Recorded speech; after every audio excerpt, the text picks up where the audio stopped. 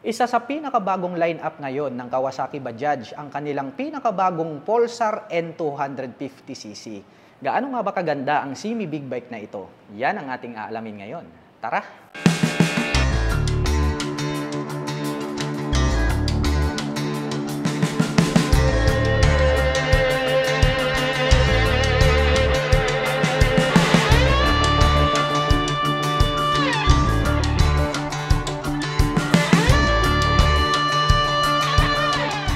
Mga ka-LM, nandirito ngayon sa ating harap ang pinakabago nilang Kawasaki Bajaj Pulsar N250. At para po sa mga kababayan natin na naghahanap ng semi big bike, baka ito na ang hinahanap nyo.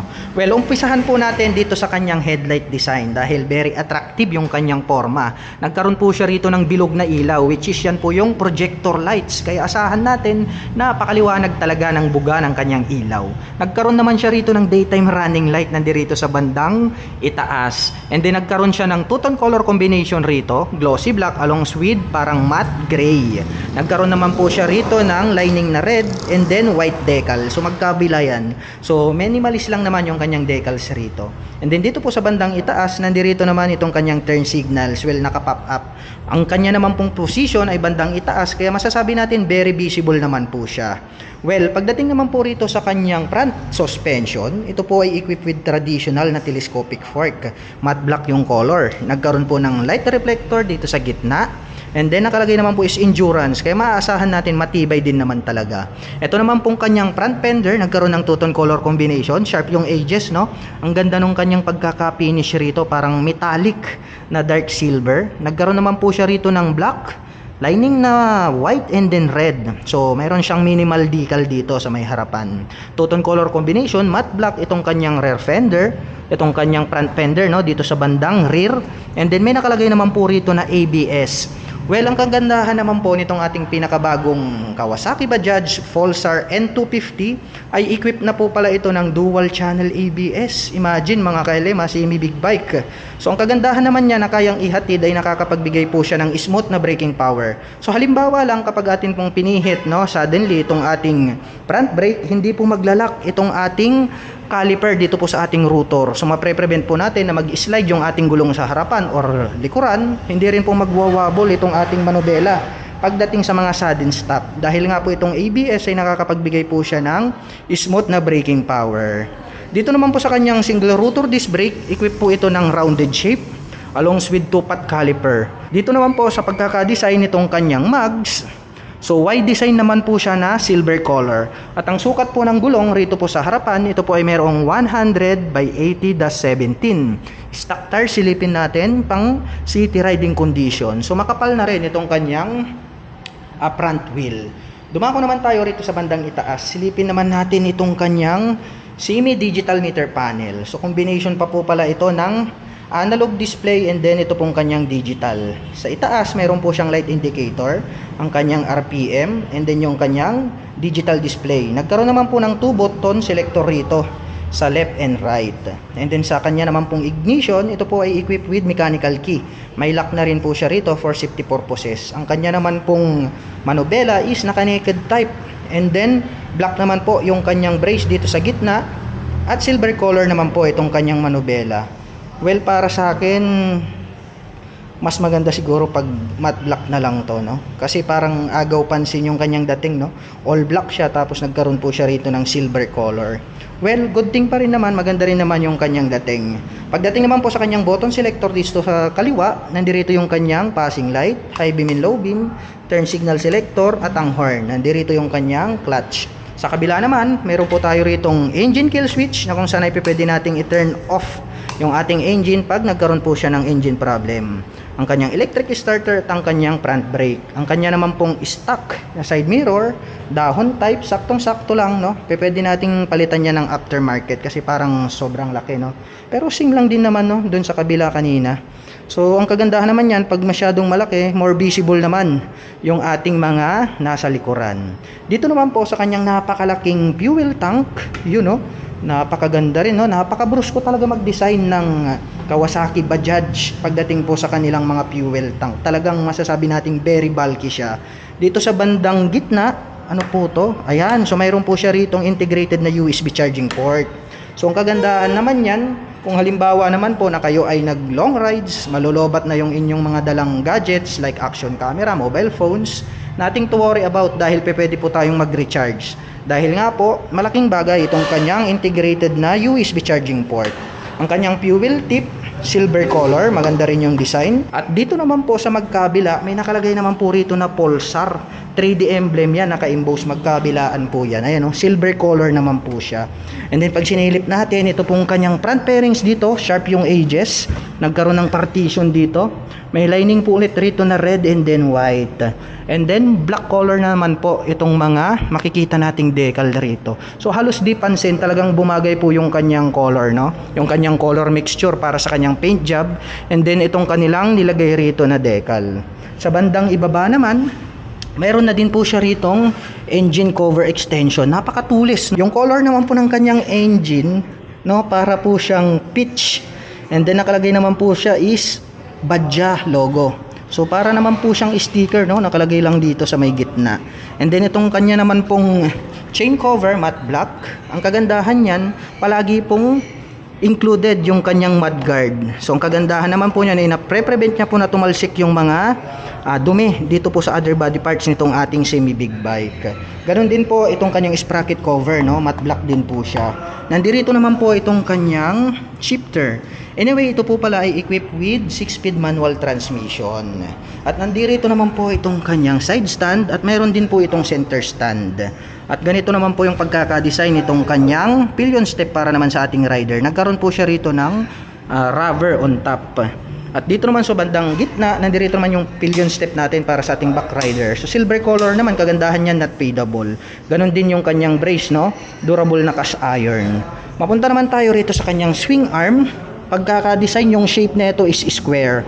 At ang kagandahan niya, nagkaroon pa siya rito ng additional na cover, which is ito po yung kanyang rear fender. So magkabila naman yung kanyang brace, masasabi natin durable naman to. So plastic po siya na matte black yung color. Para sa akin, nagkaroon siya ng additional na forma, no? Bukod dyan, mayroon pa siyang rear fender dito po sa bandang itaas yung kanyang extension. Well, silipin naman natin itong kanyang tail light. Yun, no? Very unique din yung pagkaka-design nito, no? Para sa akin, wala silang ginagaya, no? Talagang pure breed. Yung kanilang technology is para lang talaga sa kanila. So ito, parang nagkaroon siya rito ng parang check, no? Parang may glitters. So nagkakaroon siguro yan ng mga spark pagdating ng gabi. So ganyan po yung design nitong kanyang tail light. Maganda rin.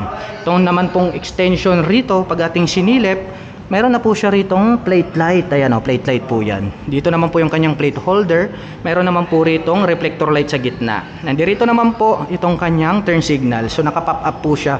Iwasan na lang nating masagi sa mga matitigas na bagay dahil pwede po siyang mabali. Well, ang kagandahan yan, LED na po lahat ng kanyang ginagamit pagdating sa kanyang lighting system. Well, silipin naman natin itong kanyang single monoshock absorber dito sa gitna.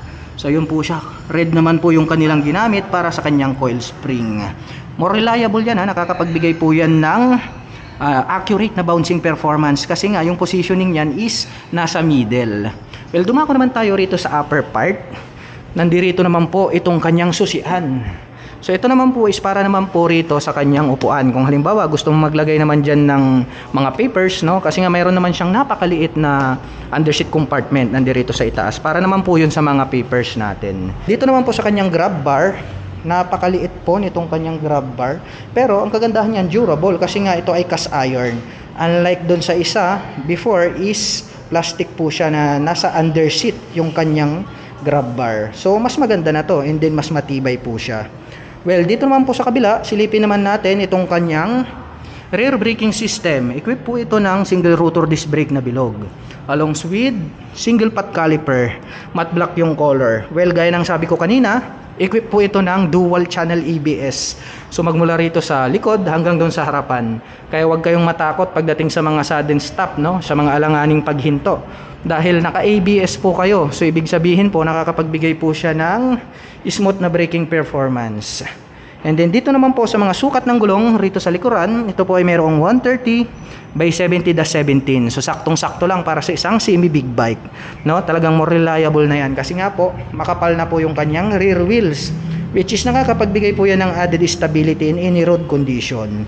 At isa pa, napakaganda rin pala nitong kanyang stock pipe dahil napakaliit and then napaka-porma, no? Nagkaroon siya ng dalawang butas rito, yung kanyang tip glossy black. Ito pong kanyang main pipe is nagkaroon po siya rito ng heat protection guard na silver. And then gaya ng sabi ko sa inyo, maliit lang siya. Para sa akin very attractive, no? Hindi siya kagaya ng mga ibang semi big bike na lalaki ng tambucho. At dito naman po sa gitna, nandirito naman po itong kanyang rear brake. At ang pagkaka-design naman itong kanyang engine, lagay naman po rito is DTSI Twin Spark. So dun sa mga nakaraan na ni-review natin, 3 spark, ito twin spark naman siya. So gumagamit naman po ito ng 2 spark plug para sunugin po yung kanyang air and fuel mixture. Well, ang kagandahan niyan, pag dalawa po yung spark plug na sumusunog ng ating air and fuel mixture, nakakapagbigay po siya ng more powerful na engine. So mas nakakapag-provide po siya ng strong torque and then syempre more speed. At the same time, naka-fuel injected na rin po to, kaya mas matipid na rin po siya sa pagkonsumo ng gasolina. At ang kagandahan niyan, kung mahilig kang mag long rides, is naka-liquid cooling system na rin po to. Kaya talagang maaasahan natin, no? Pwede po natin siyang ibabad maghapon magdamag sa mga malalayong biyahe. Kaya para dun sa mga beginner na kababayan natin na gustong magmaneho ng big bike, ito po yung inyong stepping stone, no? Pwede po tayong mag-drive ng mga semi big bike starting 200 to 50, 300, 400, 600 hanggang ma-reach natin yung 1000cc. So pag yun ang ginawa mo, proper talaga yung procedure, well, talagang accurate yung inyong driving performance dahil nga po talagang calculated na lahat ng inyong mga galaw. At para naman po sa kanyang seat height reference, sukatin na lang natin dahil wala pong nakalagay sa kanyang brochure. Well, anyway, siguro ito po ay mayroong 157mm na seat height. By the way, my height is just around 5'6". Masasabi ko na very comfortable naman siya. Although tiptoe tayo, konting-kunti lang naman. Para sa mga 5'6" and height, pasok na pasok ang isang ito. At pagdating naman po sa kanyang engine specifications, ang atin pong Pulsar N ay mayroon pong 249.7 cubic centimeter engine displacement to be exact. Naka 4-stroke single cylinder, single overhead cam. At nakakapag-provide naman po ito ng maximum power na 24.16 HP at 8,750 RPM. Habang nakakapagbigay naman po ito ng maximum torque na 21.5 Nm at 6,500 RPM. At ang presyo po ng ating Pulsar N250 ay nagkakahalaga po ng 163,500 pesos. Yan po yung kanyang SRP cash price. Included na po dyan yung 3 years registration.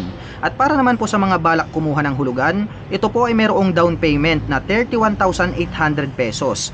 At pagdating naman po sa kanyang monthly installment, ito po ay mayroong 7,172 pesos sa loob ng 3 taon. At para naman sa mga kababayan natin na nakapanood ng video na ito at interesadong maglabas ng pinakabagong Pulsar N250, ay maaari nyo po silang puntahan at bisitahin dito po sa Kawasaki 3S Shop, Dagupan City, Pangasinan. At para naman po sa mga kababayan natin na nais magpunta rito, ang kanila pong operation time is starting 8:30 AM until 5:30 PM from Monday to Saturday.